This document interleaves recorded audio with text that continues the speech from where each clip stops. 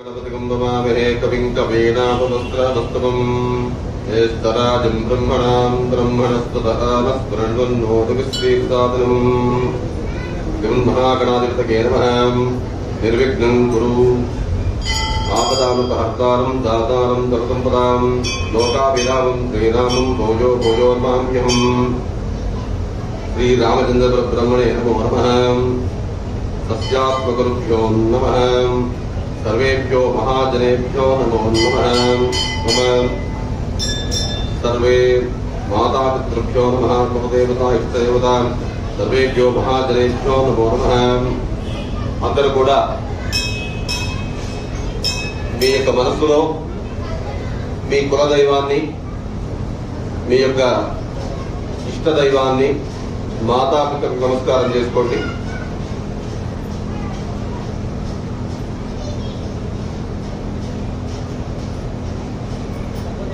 మీ యొక్క మనస్సులో మీ గోత్రము పేరు ఉచ్చారణ చేసుకుని నేను చెప్పినట్టుగా చెప్పండి.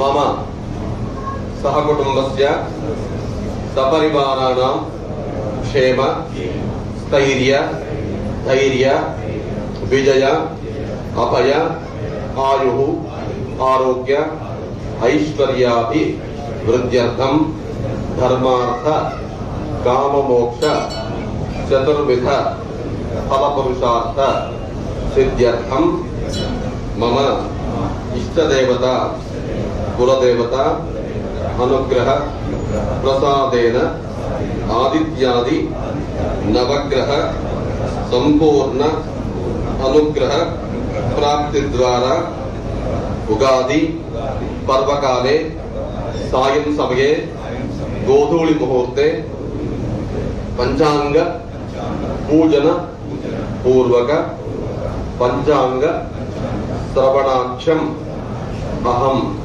కరిష్యే. శ్రీ గురుభ్యో నమః. పంచాంగ సరస్వత్యై నమః. ధ్యాయామి ధ్యానముపయామి.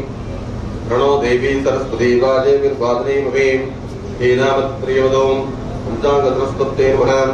హరిద్రాపూర్ణ కుంకుమవేపయామి. లవిద్యాది పంచోపచార పూజాముపయామి.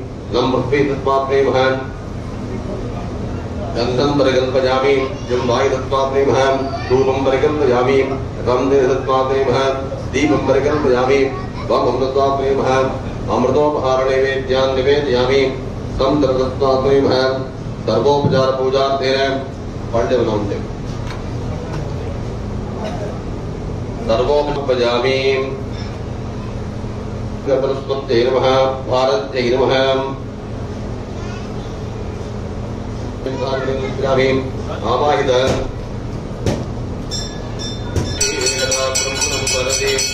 एकदैव यजमानः विश्वेशो ददाति.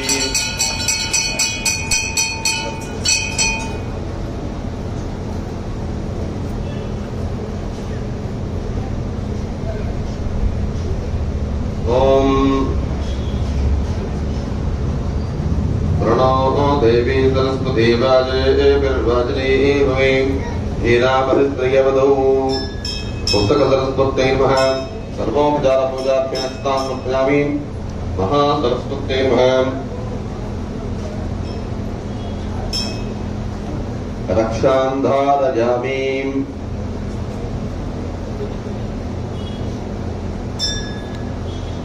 शुभकृत्नाम संवत्सर శుభాశీస్సులు వచ్చినటువంటి భక్త మహాశయులందరికీ కూడా మరియు ఆ రామచంద్ర స్వామి దివ్యానుగ్రహంతో ఈ శుభకృత్నామ సంవత్సర ఫలితాన్ని తెలుసుకునేటువంటి ప్రయత్నం చేద్దాం. బ్రహ్మదేవుడు బ్రహ్మాండ పురాణంలో సృష్టి ఆరంభ కాలంలో చైత్ర శుద్ధ ప్రతిపద్ నాడు సృష్టి ఆరంభం చేశాడు అని చెప్పి శాస్త్రం చెప్తోంది.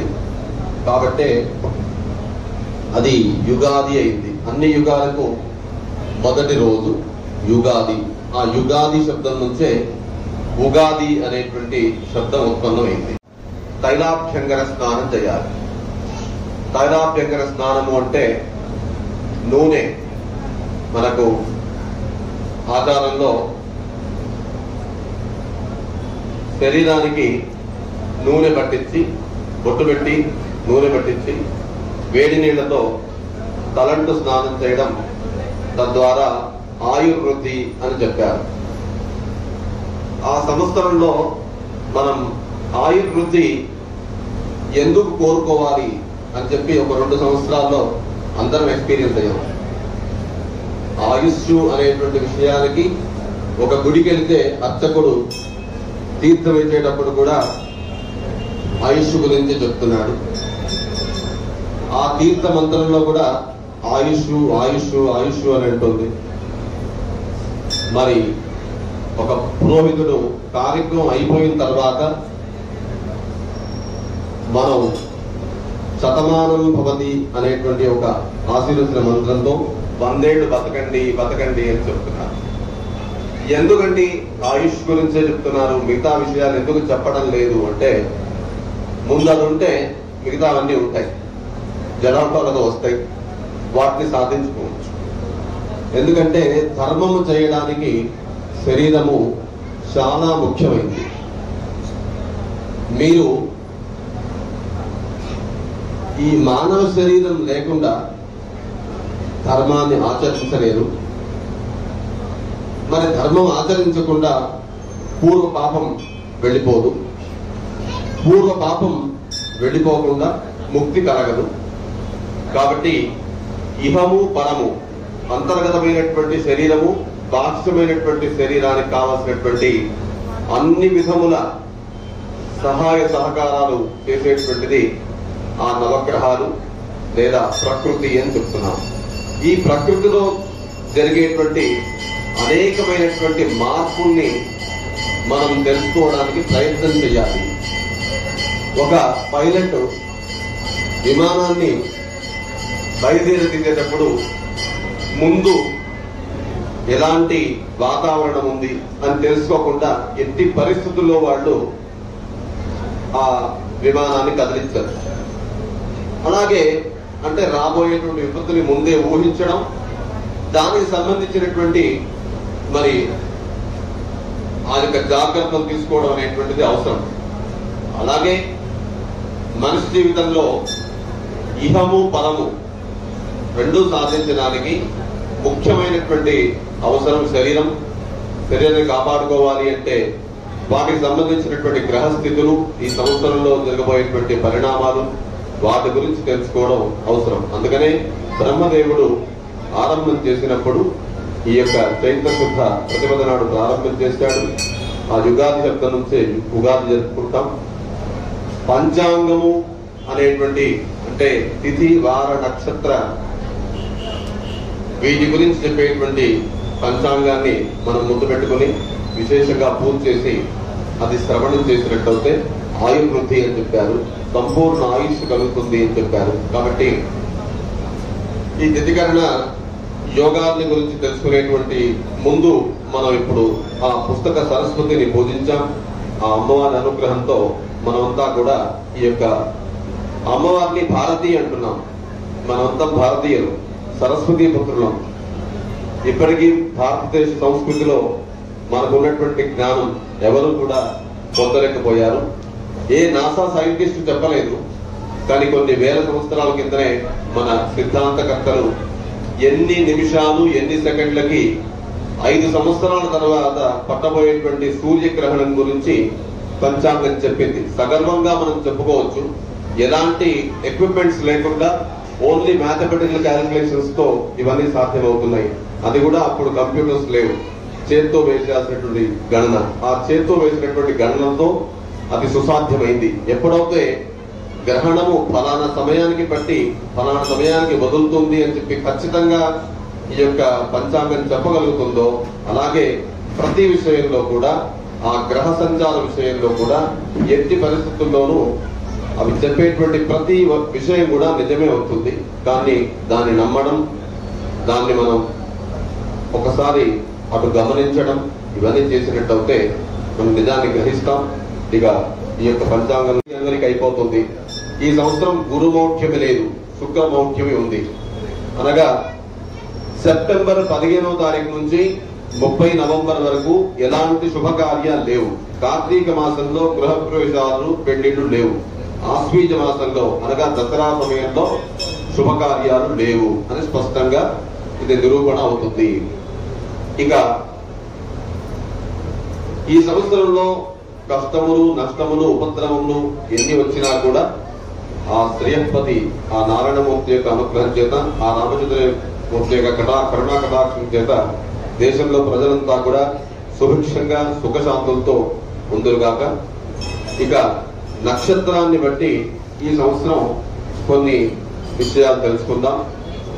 అశ్విని నక్షత్రం వాళ్ళు, పుష్యమి, స్వాతి, అభిజిత్ నక్షత్రం వాళ్ళకి ఈ సంవత్సరం విచారము అంటే ఆలోచనలు ఎక్కువగా నెగిటివ్ గా ఉంటాయని చెప్పొచ్చు. విచారం ఉంటుంది. భరణి, ఆశ్లేష, విశాఖ, శ్రవణం వాళ్ళకి కలహాలు ఉంటాయి. కృతిక, మఖ, అనురాధ, ధనిష్ట నక్షత్రం వాళ్ళకి అలంకారం ఉంటుంది. రోహిణి, పుబ్బ, జ్యేష్ఠ, శతభిష నక్షత్రం వాళ్ళకి రోగం ఉంటుంది. మృగశిర, ఉత్తర, మూల, పూర్వభాద్ర నక్షత్రం వాళ్ళకి ఆరోగ్యం ఉంటుంది. ఆరుద్ర, హస్త, పూర్వాషాఢ, ఉత్తరాభాద్ర నక్షత్రం వాళ్ళకి ధనలాభం ఉంటుంది. పునర్వసు, చిత్త, ఉత్తరాషాఢ, రేవతి వాళ్ళకి విచారం ఉంటుంది. ఇక 12 రాశుల వాళ్ళకి ఆదాయ వ్యయములు. మేషరాశి వాళ్ళకి 14 ఆదాయం, 14 వ్యయం.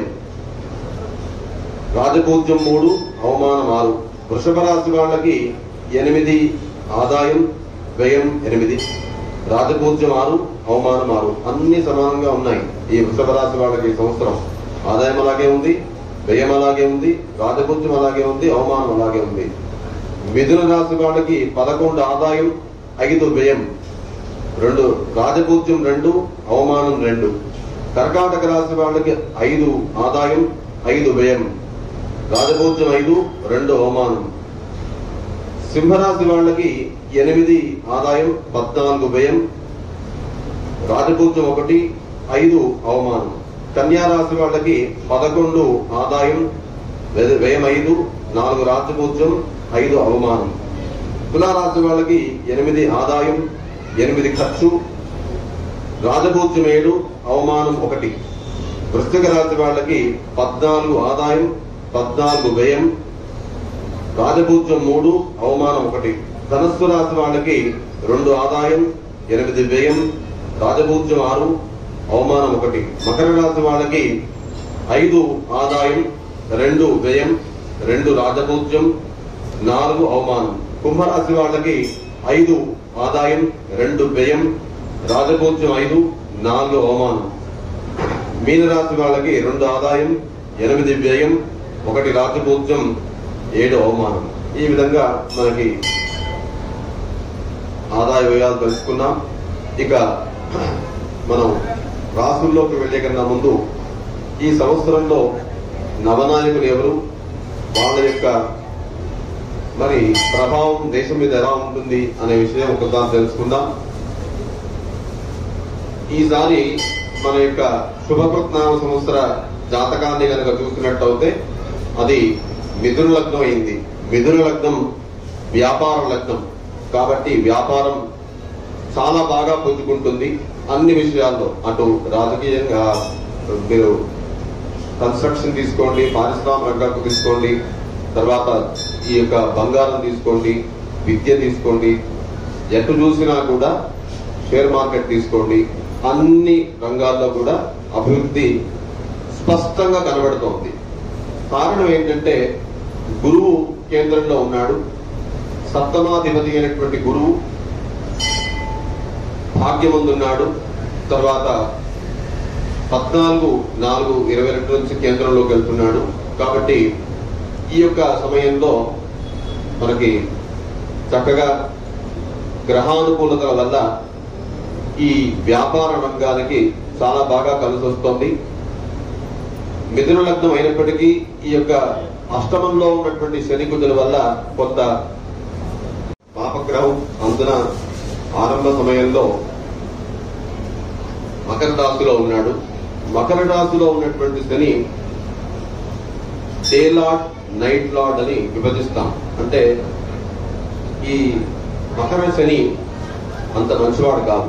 అదే కుంభరాశిలోకి వెళ్ళినటువంటి శని మంచివాడు. ఈ నెల 14వ తారీఖు నందు కుంభరాశిలోకి మళ్ళీ శని వెళ్తున్న ట్రాన్సిట్ ఉంది కాబట్టి మనంతా పెద్దగా ఈ యొక్క విషయం గురించి ఎక్కువగా భయపడాల్సినటువంటి అవసరం లేదు. మార్పులు చాలా వస్తాయి, తప్పకుండా కొంత మంచి కూడా జరుగుతుంది అని చెప్పవచ్చు.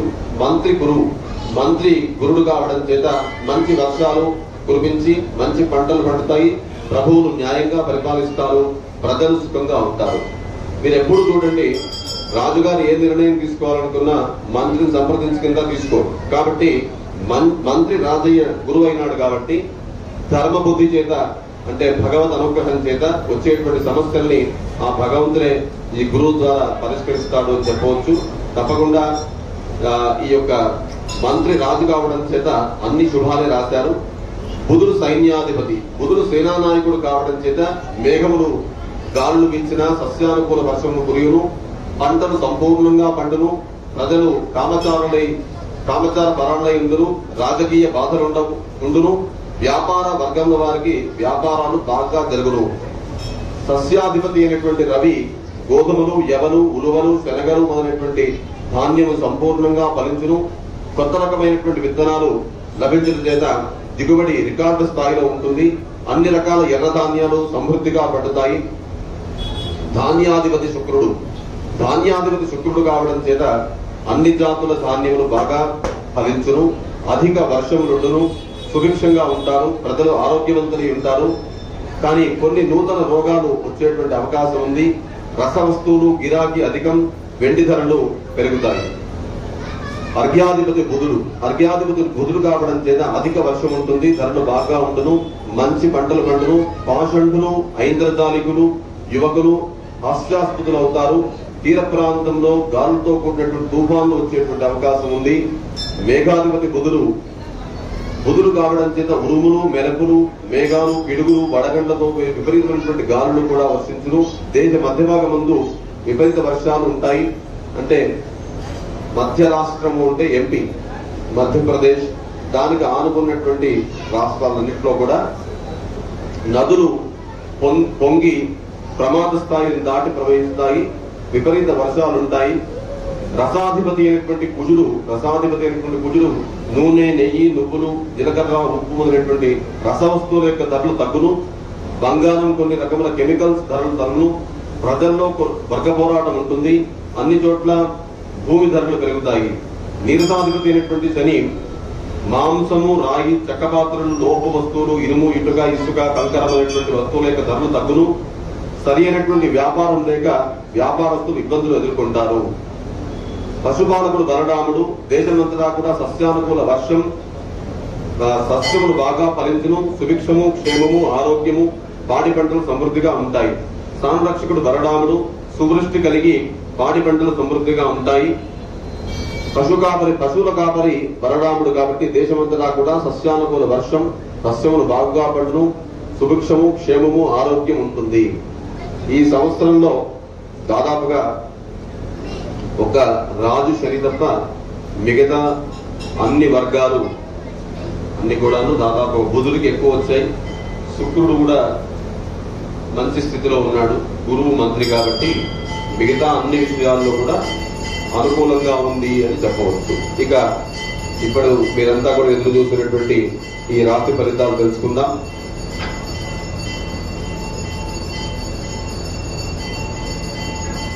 మేషరాశి వాళ్ళు అశ్విని 1, 2, 3, 4 పాదాలు, సూచేచోళ అనేటువంటి అశ్విని నక్షత్రం, భరణి నక్షత్రం, కృతిక మొదటి పాదం, ఇది మేషరాశిలోకి వస్తుంది. ఈ మేషరాశి వాళ్ళకి ఆదాయం 14, వ్యయం 14 ముందే చెప్పుకున్నాం. గురువు ఈ సంవత్సరంలో 14/4/22 అనగా ఈ నెల 14వ తారీఖు నుంచి 12వ స్థానమైనటువంటి స్థానంలో అశుభుడు కావడం చేత రుణ ప్రయత్నాలు తొందరగా ఫలిస్తాయి. స్థానచలనం సూచనలు ఉంటాయి. శుభకార్యాల మూలకంగా ధనం వ్యయమవుతుంది. ప్రయాణాలు ఎక్కువ చేస్తారు. తర్వాత అద్భుత శక్తి సామర్థ్యాలు కూడా పొందుతారు. కుటుంబంలో అభివృద్ధి కూడా ఉంటుంది. ఆకస్మిక ధనలాభం కూడా ఉంటుంది. శని ఈ సంవత్సరాంతం వరకు కూడా శనేశ్వరుడు 11వ స్థానంలో శుభుడు కావడం చేత ప్రయత్న కార్యాలన్నీ కూడా దిగ్విజయాన్ని పొందుతారు. ఆకస్మిక ధనలాభం ఉంటుంది. కుటుంబం అంతా కూడా సంతోషంగా కాలక్షేపం చేస్తారు. ముఖ్యమైనటువంటి ఒక పని పూర్తి కావడం చేత మిగిలి ఆనందిస్తారు. కీర్తి ప్రతిష్టలు పెరుగుతాయి. శాశ్వతమైనటువంటి పనులకు శ్రీకారం చుడతారు. మేషరాశి వాళ్లకు లాభస్థానంలో శని 2.5 సంవత్సరాలు ఉంటాడు కుంభరాశిలో. కాబట్టి ఈ కుంభరాశిలోకి శని రావడం చేత మేషరాశి వాళ్ళకి 2.5 సంవత్సరాలు అనుకూలంగా ఉంటుంది. రాహువు జన్మరాశిలోకి వస్తున్నాడు. ఈ నెల దాదాపుగా అన్ని గ్రహాలు మారుతున్నాయి. అంటే మొట్టమొదటిసారి ఉగాది అయిన తర్వాత అన్ని గ్రహాలు మారవు ఒకసారి. అయితే ఈ సంవత్సరం మటుకు 9 గ్రహాలకి 9 గ్రహాలు మారుతున్నాయి. ఎలాగో చంద్రుడు 2.5 రోజుల్లో మారిపోతాడు అనుకోండి. కానీ మిగతా గ్రహాలు మారడం, అందులోనూ ముఖ్యంగా రవి, గురు, రాహు, కేతు అన్ని గ్రహాలు మారుతున్నాయి. కాబట్టి ఈ యొక్క సంవత్సరం విశేషంగా మన యొక్క ఫలితాంశాన్ని తెలుసుకోవాలి. మరి రాహు మేషరాశి వాళ్లకు మొదటి స్థానంలో ఉండడం వల్ల విదేశీయాన ఫలితాలు ఫలిస్తాయి. కుటుంబంలో అనుకోకుండా లాభం ఏర్పడేటువంటి అవకాశం ఉంటుంది. అనారోగ్య బాధలు అధికమవుతాయి. ఆకస్మిక ధన నష్టం అధిగమిస్తారు. ముఖ్యమైనటువంటి వ్యక్తులను కలుస్తారు. కేతువు ఈ సంవత్సరం 7వ స్థానంలో సాధారణ శుభుడు కావడం చేత అనారోగ్యం ఉంటుంది. నూతన కార్యాలకు ఆటంకాలున్నా సత్ఫలితాలు పొందుతారు. ప్రయాణాల్లో జాగ్రత్త అవసరం. వృత్తి వ్యాపార రంగాల్లో ధన నష్టం ఏర్పడకుండా జాగ్రత్త వహించాలి. ఆత్మీయుల యొక్క సహాయ సహకారాలు ఉంటాయి. దైవ దర్శనం లభిస్తుంది. ఈ సంవత్సరం మేషరాశి వాళ్ళు చేసుకోవాల్సినటువంటి పూజలు ఏమిటి అంటే సుందరకాండ పారాయణ, రుద్రాభిషేకము, గురు, శని, మంగళవారంలో వెంకటేశ్వర స్వామికి, ఆంజనేయ స్వామికి పూజలు చేయడం మంచిది. ఈ సంవత్సరం మేషరాశి వాళ్ళు కాస్త కొంత జాగ్రత్త తీసుకున్నట్టయితే సరిపోతుంది. మిగతా అన్ని గ్రహాలు అనుకూలంగానే ఉన్నాయి కాబట్టి బాగుంది. ఇక వృషభ రాశి వాళ్ళు కృత్తికా నక్షత్రం 2-3 పాదాలు, రోహిణి 4 పాదాలు, మృగశిర 1-2 పాదాలు వృషభ రాశిలోకి వస్తాయి. ఈ సంవత్సరం వృషభ రాశి వాళ్ళకి 14/4/20 నుంచి సంవత్సరాంతం వరకు కూడా మీనరాశి అయినటువంటి 12వ స్థానంలో శుభుడు కావడం చేత వృషభ రాశి వాళ్ళకి అన్ని కార్యాల్లో కూడా విజయాన్ని సాధిస్తారు. అంతటా సౌభాగ్యాన్ని పొందుతారు. శత్రు బాధలు ఉండవు. శుభవార్తలు వింటారు. గౌరవ మర్యాదలు పెరుగుతాయి. అద్భుత శక్తి సామర్థ్యాన్ని పొందుతారు. కుటుంబంలో అభివృద్ధితో పాటు ఆకస్మిక ధనలాభం కూడా ఉంటుంది. ఈ యొక్క వృషభ రాశి వాళ్ళకి లాభస్థానంలో ఉన్నటువంటి గురువు వల్ల అత్యధికంగా మరి బాగుంది అని చెప్తున్నారు. ఎందుకంటే లాభస్థానంలో గురువు, అందులోనూ స్వక్షేత్రంలో మీనరాశిలో ఉన్నాడు కాబట్టి ధన విషయంలో అనుకూలంగా ఉంటుంది. పెళ్లి కానటువంటి వాళ్ళకి తప్పకుండా పెళ్లి అవుతుంది ఈ సంవత్సరం. ఇంకా విదేశీ చదువులకు సంబంధించి ఎవరైనా వృషభ రాశి వాళ్ళు పిల్లలు ప్రయత్నాలు చేసినట్లయితే వాళ్ళకు కూడా తప్పకుండా అనుకూలంగా ఉంటుంది. ఎందుకంటే వీళ్ళకి శని 10వ స్థానంలో అంటే కర్మస్థానంలో ఉంటున్నాడు కాబట్టి సాధారణ శుభుడు కాబట్టి ఇతరులకు ఇబ్బంది కలిగించేటువంటి పనులు మార్చుకోవాల్సి వస్తుంది. వృత్తిలో ఇబ్బందులు ఉంటాయి. మీరు చేసేటువంటి ప్రతి పనిలో కూడా వ్యతిరేక ఫలితాలు కూడా కలబెట్టే అవకాశం ఉంటుంది. శనీశ్వరుడు 10వ స్థానంలో ఉన్నప్పుడు తండ్రికి అంత మంచిది కాదు కాబట్టి అన్ని విషయాల్లోనూ జాగ్రత్త ఉండాలి. నూతన కార్యాలు ప్రారంభించకుండా ఉంటే మంచిది. ధైర్య సాహసాలతో కొన్ని కార్యక్రమాలు మట్టుకు ప్రారంభం చేసేస్తారు. రాహు ఈ యొక్క వృషభ రాశి వాళ్ళకి 12వ స్థానంలో ఉండడం వల్ల ఆకస్మిక ధన నష్టము, కొన్ని ముఖ్యమైనటువంటి కార్యక్రమాలు వాయిదా వేసుకోవాల్సి వస్తుంది. స్వల్ప అనారోగ్యం ఉంటుంది. వృధా ప్రయాణాలు చేస్తారు. స్థానచలనం ఉంటుంది.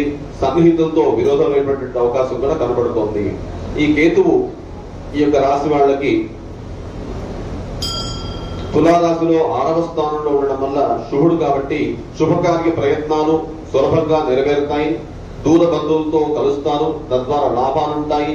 విదేశీయాన ఫలితాలను తప్పకుండా సంపూర్ణంగా నెరవేర్చుకుంటారు. ఆకస్మిక ధనలాభం ఉంటుంది. అన్ని విషయాల్లో కూడా మంచి విజయాన్ని సాధిస్తారు. ఇక ఈ యొక్క వృషభ రాశి వాళ్ళు తీసుకోవాల్సినటువంటి జాగ్రత్తలు ఏమిటి అంటే, ఉత్తరార్థంలో కొన్ని ఇక్కట్లు ఉన్నాయి. అయితే అది 15 రోజులే కాబట్టి పెద్దగా సమస్య లేదు. ఆ తర్వాత నృసింహ కరావలంబ స్తోత్రం లేదా నరసింహ కవచాన్ని చదువుకోవడం, సుదర్శన శతక పారాయణం కూడా చేసుకున్నట్టయితే వృషభ రాశి వాళ్ళకి అనుకూలంగా ఉంటుంది. ఇక మిథున రాశి వాళ్ళు మృగశిర 3-4 పాదాలు, ఆరుద్ర 4 పాదాలు, పునర్వసు 1, 2, 3 పాదాలు మిథున రాశిలోకి వస్తాయి. గురువు ఈ 14-4-22 నుంచి వత్సరాంతం వరకు కూడా 10వ స్థానమై సాధారణ శుభుడు కాబట్టి కుటుంబ పరిస్థితులు సంతృప్తికరంగా ఉంటాయి. ఆకస్మిక ధనలాభం ఉంటుంది. వృధా ప్రయాణాలు ఎక్కువగా చేస్తారు.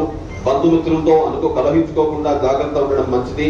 వృత్తి ఉద్యోగ రంగాల్లో సహనం తప్పదు. ఈ మిథున రాశి వాళ్ళకి గురువు మీనరాశిలో ఉండడం చేత సామాన్య శుభుడు అని చెప్తాం. కాబట్టి వీళ్ళు వృత్తిలో ముఖ్యంగా అంటే జాబ్ విషయంలో కొంత కలహాలు అంటే ఇమీడియట్ బాస్ తో ఎలాంటి ఘర్షణ లేకుండా ఉండాలి అని చెప్పి పంచాంగం చెప్తోంది. కాబట్టి కొంత జాగ్రత్త తీసుకోవడం మంచిది. అయితే వీళ్ళకి శనేశ్వరుడు 9వ స్థానంలో అశుభుడు కావడం చేత మానసిక ఆందోళన ఎక్కువ ఉంటుంది. ఆరోగ్య విషయంలో శ్రద్ధ అవసరం. ప్రయత్న కార్యాలు ఆలస్యంగా నెరవేరుతాయి. చెడు పనులకు దూరంగా ఉండడం మంచిది. వృత్తి ఉద్యోగ రంగాల్లో అభివృద్ధి ఉంటుంది. స్థిరాస్తులు కొనుగోలు చేస్తారు. అయితే ఈ యొక్క స్థిరాస్తులు కొనుక్కునేటప్పుడు వారు కొంత జాగ్రత్త పడడం అవసరం. రాహు ఈ యొక్క మిథున రాశి వాళ్ళకి 11వ స్థానమే శుభుడు కాబట్టి నూతన వస్త్ర వాహన ఆభరణ లాభాన్ని పొందుతారు. ఆకస్మిక ధనలాభం ఉంటుంది. శుభవార్తలు వింటారు.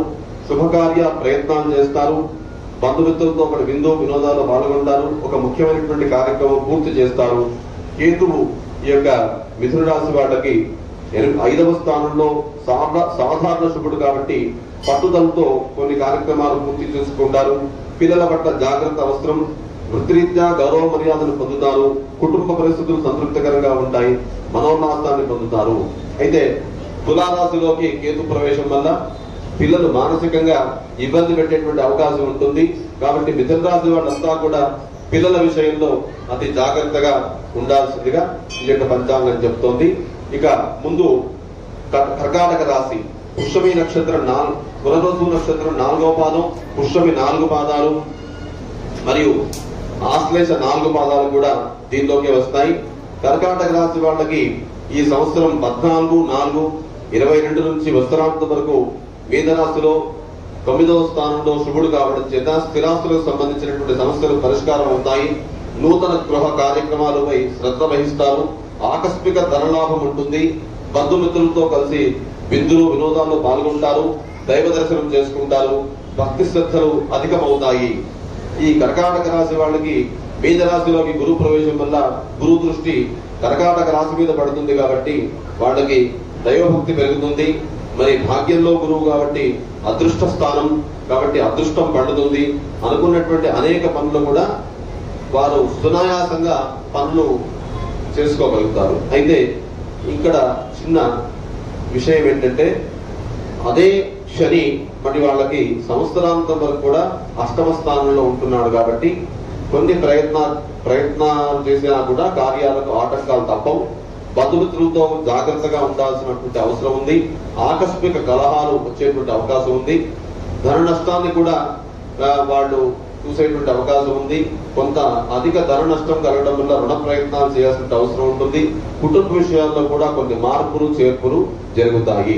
అలాగే రాహు ఈ యొక్క కర్కాటక రాశి వారికి దశమ స్థానంలో మేషరాశిలో ఉంటున్నాడు కాబట్టి మానసిక ఆనందం ఉంటుంది. గతంలో వాయిదా పడినటువంటి పనులు పూర్తి చేస్తారు. వినోదాలు పాల్గొంటారు. వృత్తిరీత్యా అభివృద్ధి పొందుతారు. కుటుంబ పరిస్థితులు సంతృప్తికరంగా ఉంటాయి. కొన్ని జట్లమైనటువంటి సమస్యలు కూడా పరిష్కారం అవుతాయి. కర్కాటక రాశి వాళ్ళకి రాహు కర్మస్థానంలో ఉంటున్నాడు అంటే అది రాజయోగం కాబట్టి వృత్తిరీత్యా వీళ్ళకి ప్రమోషన్స్ కానివ్వండి, లేకపోతే అనుకోకుండా వాళ్లకు కొత్త జాబ్స్ రావడం కానివ్వండి, తప్పకుండా వస్తాయి. కాబట్టి కర్కాటక రాశి వాళ్ళు మరి తప్పకుండా వృత్తిరీత్యా బాగుంటుందని చెప్పవచ్చు. తర్వాత వీళ్ళకి కేతువు 13/4/22 నుంచి వస్త్రాంతం వరకు తులారాశి అయినటువంటి 4వ స్థానంలో అశుభుడు కావడం చేత కుటుంబ విషయాలపై అనాసక్తితో ఉంటారు. గృహంలో మార్పులు జరిగేటువంటి అవకాశం ఉంటాయి. తలసినటువంటి కార్యాలు ఆలస్యంగా నెరవేరుతాయి.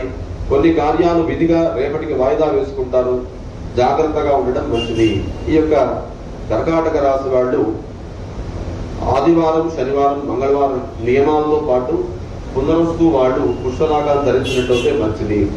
సుదర్శనాష్టకం కానీ దశావతార స్తోత్రం కానీ చదివినట్లయితే తప్పకుండా వీళ్ళకి విశేషంగా మరి భగవద్ అనుగ్రహం కలుగుతుంది. అష్టమ శని ఉన్నప్పుడు ముఖ్యంగా తల్లిదండ్రులకి అంత మంచిది కాదు. తల్లిదండ్రులు ఉన్నటువంటి కర్కాటక రాశి వాళ్ళు మీ తల్లిదండ్రుల యొక్క ఆరోగ్యాన్ని జాగ్రత్తగా కాపాడుకోండి. ఎందుకంటే అష్టమ శని ఉన్నప్పుడు ఆ వ్యక్తుల యొక్క తల్లిదండ్రుల మీద, ముఖ్యంగా తండ్రి మీద ఈ ప్రభావం తీవ్రంగా ఉంటుంది. కాబట్టి జాగ్రత్తగా ఉండాల్సినటువంటి అవసరం ఉంది. ఇక సింహరాశి వాళ్ళకి గురువు 14/4/22 నుంచి వస్త్రాంతం వరకు కూడా మీనరాశిలో 8వ స్థానంలో అశుభుడు కావడం చేత మనోధైర్యాన్ని కోల్పోకుండా జాగ్రత్తగా ఉండడం మంచిది. నూతన కార్యాలకు ఆటంకాలైనటువంటి అవకాశం ఉంది. కోపాన్ని తగ్గించుకుంటే మంచిది. కఠిన సంభాషణ ఇబ్బందులు ఎదుర్కొంటారు. ఇతరులకు హాని తలపెట్టకుండా తలపెట్టు కార్యాలకు దూరంగా ఉండండి. ఈ సింహరాశి వాళ్ళకి 7వ స్థానంలో శని సామాన్య శుభుడు కాబట్టి విదేశీయాన ఫలితం సులభంగా నెరవేరుతుంది. మనోవిచారాన్ని పొందుతారు. కుటుంబ పరిస్థితులు సంతృప్తికరంగా ఉంటాయి. ఆకస్మిక ధన నష్టం పట్ల జాగ్రత్త వహించిన అవసరం. నూతన కార్యాలు వాయిదా వేసుకుంటారు. ప్రయాణాలు ఎక్కువగా చేస్తారు. రాహు ఈ యొక్క రాశి వాళ్ళకి 9వ స్థానంలో ఉండడం వల్ల సాధారణ శుభుడు కాబట్టి కలిసినటువంటి కార్యాలకు ఆటంకాలు ఏర్పడతాయి. స్థిరాస్తులకు సంబంధించినటువంటి కొన్ని విషయాల్లో జాగ్రత్త అవసరం. మోసపోయేటువంటి అవకాశాలు బాగా ఉన్నాయి. ఆర్థిక పరిస్థితులు ఆందోళనకరంగా ఉంటుంది. నూతన కార్యక్రమాలు ప్రారంభించరాదు. ప్రయాణాలు ఎక్కువగా చేస్తారు. కేతువు ఈ యొక్క తులారాశిలో 3వ స్థానంలో ఉండడం వల్ల నూతన వ్యక్తులు నమ్మి మోసపోతారు. సంఘంలో ప్రతిష్ట రాకుండా జాగ్రత్త పడండి. ప్రయత్న కార్యాలు ఆటంకాలు ఎదురవుతాయి. దైవ దర్శనానికి ప్రయత్నిస్తారు. రుణ ప్రయత్నాలు ఆలస్యంగా ఫలిస్తాయి. సోదర వైరం కలుగుతుంది. ఈ సింహరాశి వాళ్ళకి ఈ సంవత్సరం 3వ స్థానంలో తులారాశిలో ఉన్నటువంటి కేతు వల్ల అన్నదమ్ములతో గాని అక్క చెల్లెలతో గాని గొడవలు వచ్చేటువంటి అవకాశం చెప్తున్నాడు.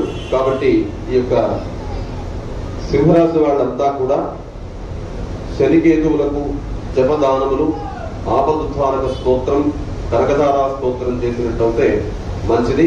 తద్వారా వాళ్ళు ఈ సమస్యల నుంచి సునాయాసంగా బయటపడతారు. కన్యారాశి వాళ్ళు వీళ్ళకి గురువు 7వ స్థానంలో చాలా అనుకూలమైనటువంటి స్థానంలో మీనరాశిలో 7మంలో ఉన్నాడు కాబట్టి రాజకీయ వ్యవహారంలో దిగ్విజయాన్ని పొందుతారు. ప్రయత్న కార్యాలన్నీ కూడా సంపూర్ణంగా ఫలిస్తాయి. శుభకార్య ప్రయత్నాలు సులభంగా నెరవేరుతాయి. సంపూర్ణ ఆరోగ్యవంతులుగా ఉంటారు. ఇతరులకు ఉపకరించు పనులు చేస్తారు. గౌరవ మర్యాదలు బాగా పెరుగుతాయి. సంఘంలో గౌరవ మర్యాదలు పెరుగుతాయి. శుభవార్తలు వింటారు. శని ఈ యొక్క రాశి వాళ్ళకి 6వ స్థానంలో శుభుడు కాబట్టి బంధుమిత్రులతో కలిసి కలుస్తారు. నూతన గృహ నిర్మాణం చేపడతారు. ఆకస్మిక ధనలాభం ఏర్పడుతుంది. రుణబాధలు తొలగిపోతాయి. కుటుంబ సౌఖ్యం ఉంటుంది. శత్రుబాధలు దూరం అవుతాయి. దీర్ఘకాలిక సమస్యలన్నీ కూడా తొలగిపోతాయి. సంపూర్ణ ఆరోగ్యం వస్తుంది. వీళ్ళకి అంటే కన్యారాశి వాళ్ళకి ఈ సంవత్సరం 8వ స్థానంలో అనగా 13/4/22 నుంచి సంవత్సరాంతం వరకు కూడాను 8వ స్థానంలో రాహు 8వ స్థానంలో ఉండడం వల్ల మానసిక ఆందోళన, ఆరోగ్యం గురించి చాలా జాగ్రత్త వహించాలి. ఆకస్మిక భయం ఉంటుంది. ప్రయాణంలో మెలకువ అవసరం. ప్రయత్న కార్యాలు ఇబ్బందులు ఉంటాయి. విదేశీయానం ఆలస్యంగా సఫలమవుతుంది.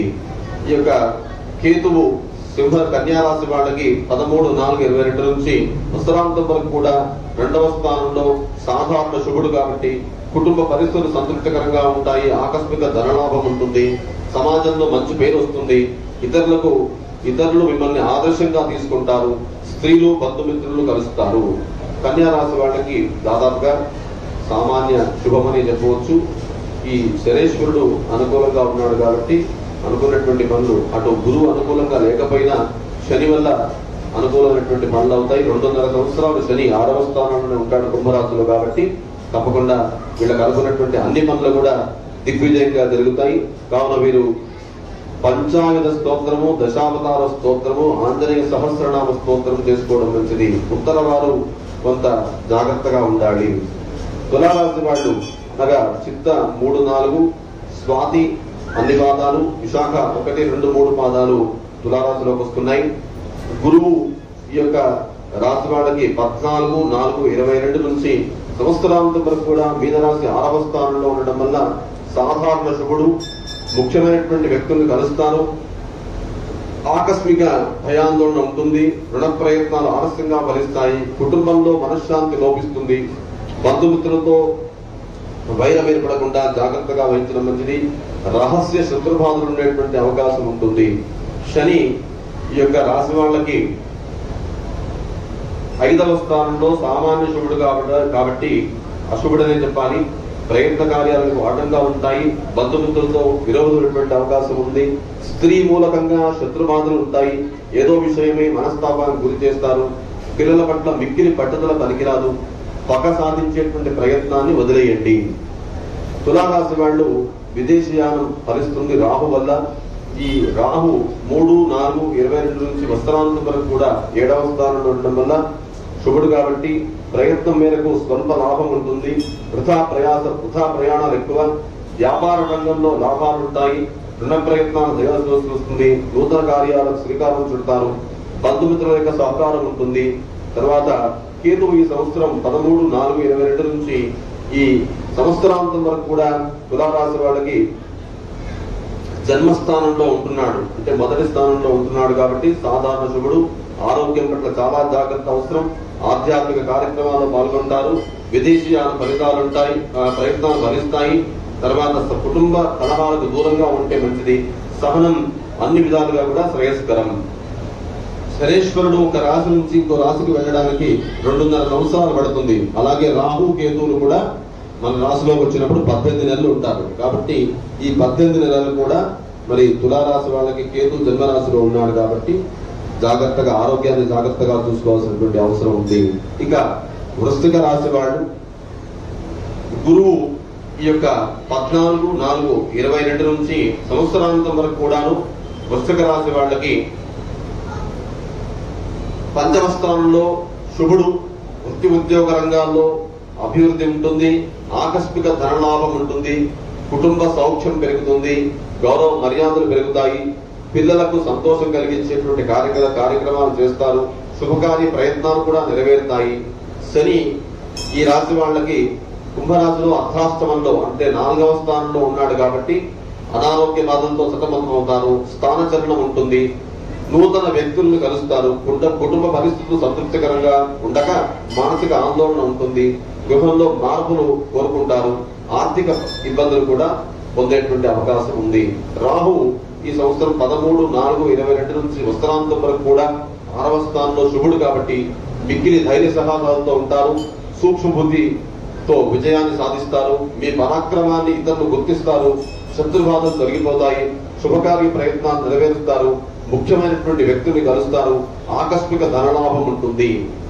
కేతువు ఈ సంవత్సరం 13, 4, 22 నుంచి వస్త్రాంతం వరకు కూడా తులారాశిలో 12వ స్థానంలో శుభుడు కావడం చేత ప్రయాణాల్లో వ్యయం ప్రయాసాలు ఏర్పడతాయి. ఆకస్మిక ధనలాభం ఉంటుంది. ఆరోగ్య బాధలు ఉంటాయి. తర్వాత ఎక్కువ డబ్బు ఖర్చు చేయాల్సినటువంటి అవసరం వస్తుంది. ఆరోగ్యం గురించి తీర్థయాత్రలు చేస్తారు. దైవ దర్శనం ఉంటుంది. స్త్రీలు మనోల్లాసాన్ని పొందుతారు. వృశ్చిక రాశి వాళ్ళు ఈ సంవత్సరం శని, మంగళం, గురువారాల్లో నియమాలతో పాటు ఈ సుందరకాండ పారాయణ, తర్వాత నవగ్రహ స్తోత్రము, నవగ్రహ ముఖము అంటే నవగ్రహ శాంతి, అన్ని గ్రహాలకు సంబంధించినటువంటి శాంతి చేసినటువంటి వృశ్చిక రాశి వాళ్ళకి బాగుంటుంది. ధనుస్సు రాశి వాళ్ళకి ఈ సంవత్సరం ముఖ్యంగా గురువు 4వ స్థానంలో అశుభుడు కావడం చేత అననుకూల స్థానం ఇది. గృహంలో మార్పులు కోరుకుంటారు, ఇతరుల విమర్శలకు లోనవుతారు, స్థిరమైనటువంటి నిర్ణయాలు తీసుకోలేరు, ఆకస్మిక ధనం వ్యయం ఏర్పడేటువంటి అవకాశం ఉంటుంది. బంధుమిత్రులతో జాగ్రత్తగా ఉండడం అవసరం, రుణ ప్రయత్నాలు చేయాల్సి వస్తుంది. శని ఈ వీళ్ళకి 3వ స్థానం శుభుడు కావడం చేత కుటుంబం అంతా సంతోషంగా ఉంటారు. గతంలో వాయిదా వేసినటువంటి కొన్ని పనులు పూర్తి చేసుకుంటారు. సంపూర్ణ ఆరోగ్యం ఏర్పడుతుంది, స్థిర నివాసం ఉంటుంది, వ్యవసాయ మూలకంగా లాభాలు పొందుతారు. ప్రయత్న కార్యాలన్నీ కూడా సూక్ష్మ విషయాలు గ్రహిస్తారు. రాహువు ఈ యొక్క జాతకంలో 14/4/22 నుంచి కూడా ఉత్తరాంతం వరకు మేషరాశిలో 5వ స్థానంలో సాధారణ శుభుడు కాబట్టి పిల్లల వల్ల ఇబ్బందులు, అధికారులతో గౌరవింపబడతారు, పట్టుదలతో కొన్ని కార్యక్రమాలు పూర్తి చేసుకుంటారు, అనారోగ్య బాధలు తొలగిపోతాయి, ప్రయాణాలు జాగ్రత్తగా చేయడం మంచిది, నూతన వ్యక్తుల పరిచయాలు ఏర్పడతాయి. కేతువు ఈ యొక్క రాశి వాళ్ళకి 11వ స్థానంలో శుభుడు కాబట్టి శుభకార్య ప్రయత్నాలు నెరవేర్చుకుంటారు, శుభవార్తలు వింటారు, మిత్రులు బంధువులతో కూడా వినోదాల్లో పాల్గొంటారు, ఆకస్మిక ధనలాభం ఉంటుంది, నూతన వస్తు ఆభరణాలు కొనుగోలు చేస్తారు, ముఖ్యమైనటువంటి కార్యక్రమాలు పూర్తి చేసుకుంటారు. ధనస్సు రాశి వాళ్ళకి ఏర్నాటి వెళ్లిపోతోంది.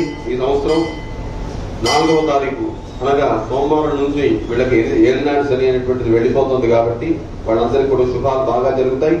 వీళ్ళందరికీ కూడా సుందరకాండ పారాయణ, ఆదిత్య హృదయ పారాయణ చెప్పారు కాబట్టి వీళ్ళు ఇవి పాటించినట్టయితే, చదువుకున్నట్టయితే ముందు రాబోయేటువంటి కొన్ని చిన్న చిన్న సమస్యల నుంచి బయటపడతారు. ముఖ్యంగా ధనుసు రాశి వాళ్ళకి 5వ స్థానంలో ఉన్నటువంటి పంచమ రాహు వల్ల పిల్లల వల్ల మానసిక ఇబ్బంది, తర్వాత చతుర్థంలో ఉన్నటువంటి గురువు వల్ల ధనం విషయంలో ఇబ్బంది.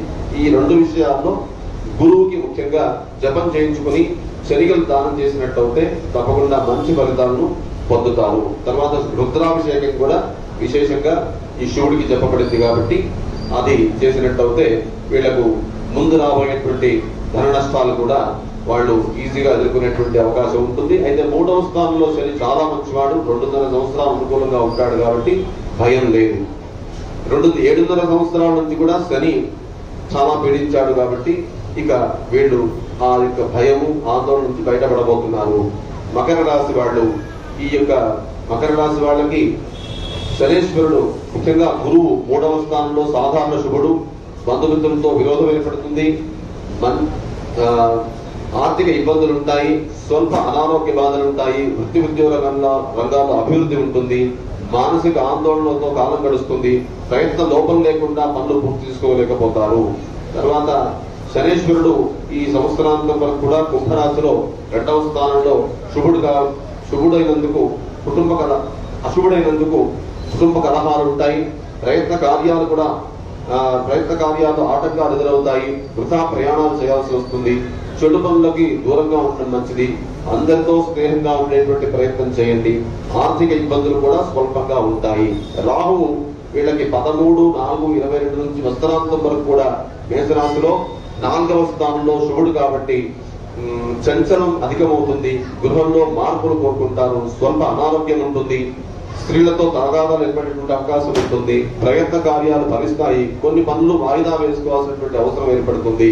కేతువు ఈ రాశి వాళ్ళకి 13/4/22 నుంచి కూడా 10వ స్థానంలో కర్మస్థానంలో ఉండడం వల్ల కుటుంబ పరిస్థితులు సంతృప్తికరంగా ఉండటం చేత మానసిక ఆనందాన్ని పొందుతారు, వృత్తి ఉద్యోగ రంగాల్లో గుర్తింపు వస్తుంది, నిన్నటి వరకు వాయిదా వేయబడినటువంటి పనులు పూర్తి చేసుకుంటారు, ముఖ్యమైనటువంటి వ్యక్తులు కలుస్తారు. ఈ రాశి వాళ్ళకి జపదానంతో పాటు సుదర్శన శతకము, నృసింహ కరావలంబ స్తోత్రం కూడా చేసుకున్నట్టయితే ఆ మకర రాశి వాళ్ళకి మంచిది. ఇక కుంభరాశి వాళ్ళు, గురువు ఈ యొక్క కుంభరాశి వాళ్లకు జన్మంలో ఉంటున్నాడు, ద్వితీయంలో మీనరాశిలో 14/4/22 నుంచి ఉంటున్నాడు కాబట్టి తప్పకుండా ఆదాయం పెరుగుతుంది, దైవ దర్శనం చేసుకుంటారు, కుటుంబ సౌఖ్యం ఉంటుంది, మానసిక ఆనందాన్ని పొందుతారు, పేరు ప్రతిష్టలు వస్తాయి, ఆకస్మిక ధనలాభం ఉంటుంది, శుభవార్తలు వింటారు, శుభకార్య ప్రయత్నాలు కూడా సులభంగా నెరవేర్చుకుంటారు.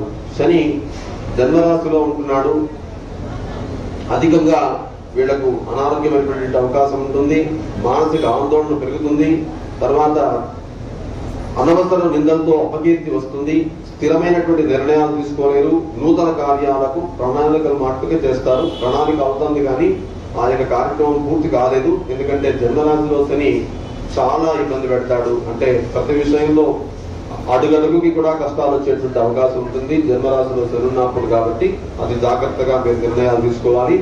రాహువు ఈ యొక్క సంవత్సరాంతం వరకు కూడా 3వ స్థానంలో శుభుడు, అపకీర్తి రాకుండా కాపాడుకోవడం మంచిది. మనోల్లాసాన్ని పొందుతారు. సోదరులతో వైరం ఏర్పడకుండా మెరగాలి.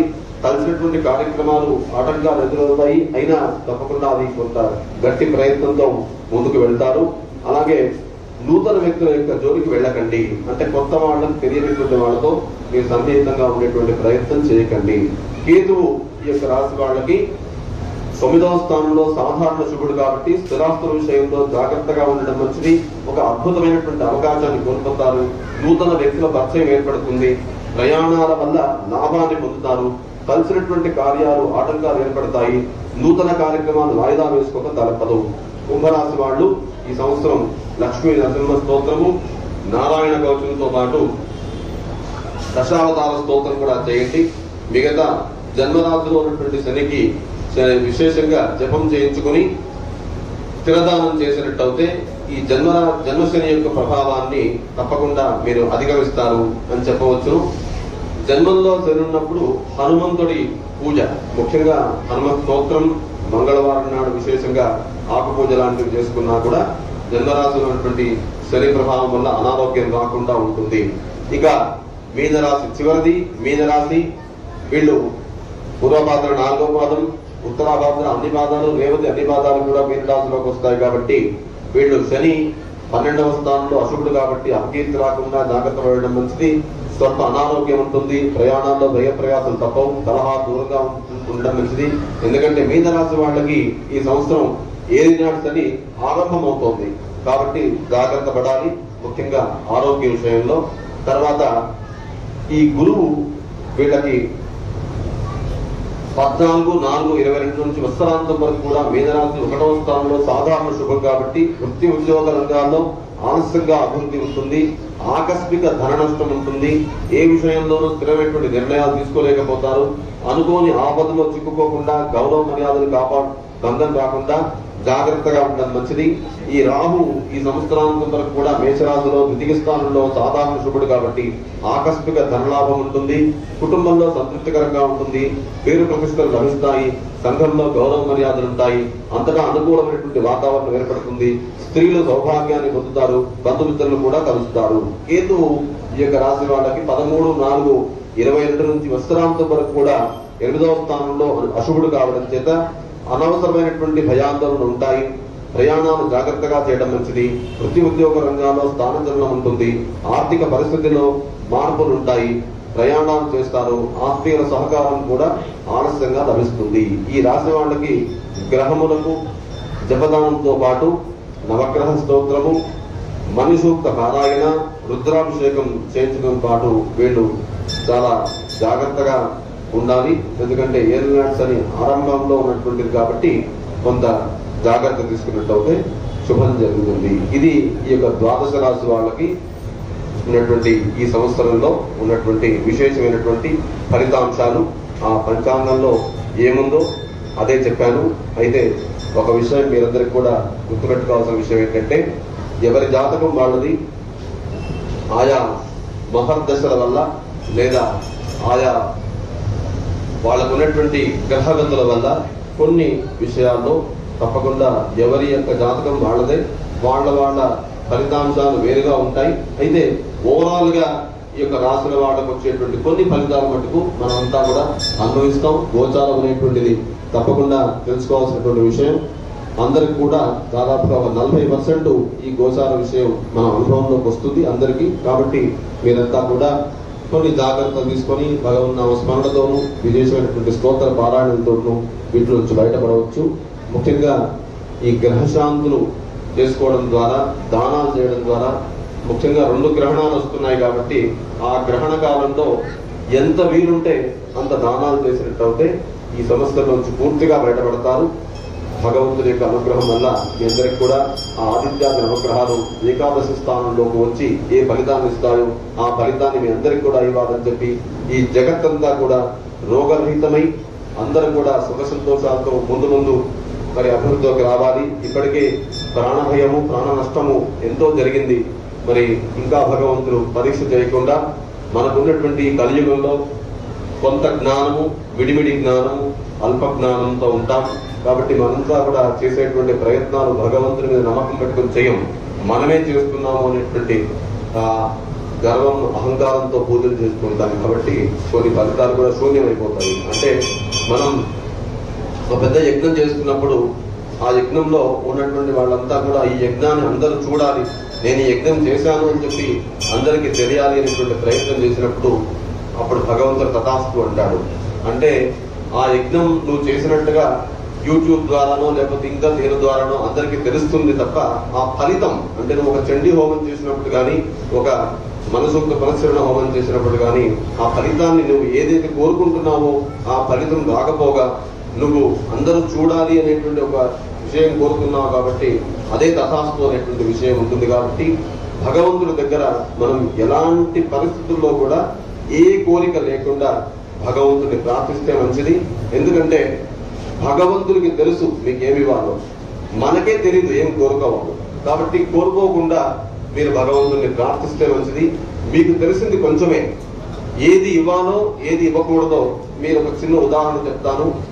ఒక వ్యక్తికి ఒకానొక సందర్భంలో కృష్ణ పరమాత్ముడు, అర్జునుడు ఇద్దరు ఒక 100 సువర్ణ వాటిని ఏమంటారు కాయిన్స్, అంటే గోల్డ్ కాయిన్స్ ని ఇవ్వడం జరుగుతుంది. అలా ఇచ్చినప్పుడు అతను సంతోషంగా దాన్ని తీసుకుని అమ్మి ఎలా ఎలా జీవించాలని చెప్పి విషయాన్ని ఆల్చుకుంటూ ఆనందంగా ఇంటికి వెళ్తుంటే అది గమనించినటువంటి ఒక దొంగ ఆ సంచిని తీసుకుని పారిపోతాడు. మళ్ళీ మరుసటి రోజు కూడా అతనికి వీళ్ళిద్దరు కూడా తారసపడ్డప్పుడు అర్జునుడు ఇంకా బాధపడి, అయ్యో బీదవాడు కదా, కష్టపడుతున్నాడు అని చెప్పి తన యొక్క దగ్గర నుండి గొప్ప ఒక వజ్రాన్ని తీసి అతనికి ఇవ్వడం జరుగుతుంది. ఆ వజ్రం తీసుకున్నటువంటి ఆ వ్యక్తి ఎవరికి తెలియకుండా జాగ్రత్తగా ఏమి దానం తీసుకోకుండాంటే నటిస్తూ ఎవరికి కనబడకుండా ఇంటికి వెళ్లి అది జాగ్రత్తగా ఒక పాత కుండలో దాన్ని దాచిపెడతాడు. పొద్దున్నే చూస్తే ఆ పాత కుండ కనబడదు.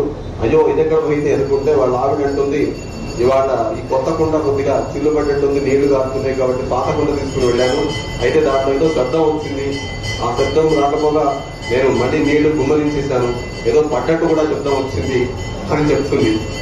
అప్పుడు అతనికి అర్థమవుతుంది, నా ప్రారంభంలో ఇచ్చం ఎత్తుకోవడం తప్ప ఇంకా వేరే గతి లేదని చెప్పి అది అర్థమై మళ్ళీ 3వ రోజు కూడా అదే స్థానంలో నిలబడి భిక్షకు నెలకొన్న సమయంలో పరమాత్ముడు కృష్ణుడు 2 అణాలు తీసి అతని చేతిలో వేస్తాడు. ఆ 2 అణాలను తీసుకుని ఇంకా ఇదే నాకు మరి భగవంతుడు ఇచ్చినటువంటి అనుగ్రహం, నాకు ఇంతే యోగం ఉంది అని నిర్ణయం తీసుకుని ఆ 2 అణాలను కూడా తీసుకుని వెళ్తూ ఉంటాడు. అక్కడ ఒక చిన్న చాప ప్రాణంతో కొట్టుకుంటూ ఉంటుంది, అది అటు ఇటు అవుతూ ఉంటుంది. వీడికి జాలి వేస్తుంది, అయ్యో ఆ చేపని తీసుకెళ్లి మళ్ళీ నీళ్ళలో వదిలేస్తాను అని చెప్పి వాడు అది ఆ చేపని కొనుక్కొని నీళ్ళలో వదులుతా వెళ్ళినప్పుడు దాని కంఠంలో ఏదో ఇరుక్కుంటుంది, అది కనబడుతుంది. అది తీయబోతే నిన్న పోగొట్టుకున్నటువంటి ఆ యొక్క వజ్రం మళ్ళీ ఆ యొక్క మీరంలో ఆ యొక్క చేపలో దొరుకుతుంది వాడికి. అది తీసి మళ్ళీ ఆ యొక్క చేపను నీళ్ళలో వదిలేస్తాడు. దొరికింది దొరికింది అని సంతోషిస్తుంటే అక్కడి నుంచి వెళ్తున్నటువంటి దొంగ, నేను దొంగించినటువంటి దొంగ, ఓహో వీడు నాకు దొరికాడని చెప్పి నన్ను పట్టుకున్నట్టున్నాడు వీడు, మళ్ళీ వెళ్ళి రాజుకు చెప్తే నా తలకాయ తీసేస్తారని చెప్పి ఆ 100 వరహాలు కూడా వాడికే తీసుకొచ్చి ఇస్తారు. కాబట్టి మనం ఎప్పుడైతే దీని అర్థం ఏంటంటే పరమాత్ముడు చెప్తాడు, వీడికి మనం ఇచ్చినప్పుడు 100 వరహాలు అర్జున, వాడు దాన్ని అమ్మి ఎలా బతకాలని అనుకుంటున్నాడు తప్ప వేరే వాళ్ళకి ఏం చేయాలని ఎప్పుడు ఆలోచించలేదు. ఆ వజ్రం ఇచ్చినప్పుడు కూడా అదే విధి, దాన్ని దాచుకున్నామే ప్రయత్నం. కానీ ఆ 2 అణాలు ఇచ్చినప్పుడు మటుకు ఇంకొక జీవి పట్ల వాడికి దయ కలిగింది, ఆ దయ వల్ల వాడికి మంచి జరిగింది, ఆ మంచి వల్ల మళ్ళీ వాడు కోరుకున్నట్టు కూడా జరిగింది. ఇదంతా అర్థం ఏంటంటే మనం కోవిడ్ లో చూసాం, ఒకరికి ఒకరు సహాయం చేసుకున్నటువంటి పరిస్థితి లేదు. ఒక దహన సంస్కారాన్ని కూడా నోచుకున్నటువంటి అనేక వ్యక్తులు మనం చూసాం. కాబట్టి ఈ సహాయం చేయడం, ఇంకొకరికి సహాయం చేయడం ద్వారా ఆ పరమాత్ముడి యొక్క రూపాన్ని ఆ విధంగా మనం దర్శించుకున్నట్టు అవుతుంది. కాబట్టి పరమాత్ముడు మళ్ళీ అనేక రూపాల్లో మనకి వచ్చి మనకు సహాయం చేస్తాడు. కాబట్టి దానము, ధర్మము, ఆచారము ఇలాంటి విషయాల్లో ఎక్కడా లోపం లేకుండా మనం జాగ్రత్త వహిస్తేనే ముందు తరాలకు కూడా మంచి జరుగుతుంది. కాబట్టి అందరూ దయ ఉంచి భగవంతుని పట్ల జాగ్రత్తగా ధర్మాన్ని తెలుసుకుని మెలగాలి. అలాగే ధర్మ ప్రవృత్తి కూడా ఉండాలి. ఇలాగే ప్రతి సంవత్సరం మనం ఇక్కడ ఉండి ఈ పంచాంగ శ్రవణాన్ని చేసి మరింత పుణ్యాన్ని సంగ్రహించుకుందాం. రేపటి నుంచి ఇక్కడ రామాయణం సంపూర్ణంగా చెప్పబడుతుంది. శ్రద్ధాశక్తులు ఉన్నటువంటి భక్తాదులందరూ కూడా 6 నుంచి 8 గంటలకు రామాయణం చెప్పబడుతుంది. రామయజ్ఞం చేసుకున్నాం, రామాయణ యజ్ఞం కూడా చేసుకున్నాం. సుందరకాండ హోమం అవుతుంది. అందరూ కూడా వచ్చి యథావిధిగా సాయంకాలం రామాయణాన్ని విని ఈ యజ్ఞశాలకి ప్రదక్షిణ చేయడం ద్వారా మనం రామాయణాన్ని పఠించినటువంటి ఆ పుణ్యాన్ని పొందవచ్చు. కాబట్టి అందరూ కూడా ఈ యొక్క అద్భుతమైనటువంటి కార్యక్రమంలో పాల్గొని మరి చెప్పేటువంటి వాడికి శ్రోతలు ఉంటే చెప్పడానికి ఇంకా శ్రద్ధ కలుగుతుంది. కాబట్టి మేము అనేక ప్రయత్నాల్లో పోయిన 7-8 సంవత్సరాల నుంచి భాగవత రామాయణాన్ని ఇక్కడ చెప్పేటువంటి ప్రయత్నం నేను చేసుకునే ఉన్నాను. అయితే అతి తక్కువ సంఖ్యలో జనాలు ఇక్కడ రావడం జరుగుతోంది. దయచేసి ఎక్కువ సంఖ్యలో ఈ యొక్క కార్యక్రమంలో రండి, రామాయణం వినండి, భగవంతునికి అనుగ్రహానికి పాత్రలు కండి. ముందు రాబోయేటువంటి అనేక సంవత్సరాల నుంచి కూడా ఈ రామాయణ భాగవతం వినడం ద్వారా మనకి ప్రశాంతత ఏర్పడుతుంది. మనం ధర్మాన్ని తెలుసుకున్నట్టయితే నిర్భయంగా బతకొచ్చు. భగవంతుని యందు నిజమైనటువంటి భక్తి కలుగుతుంది.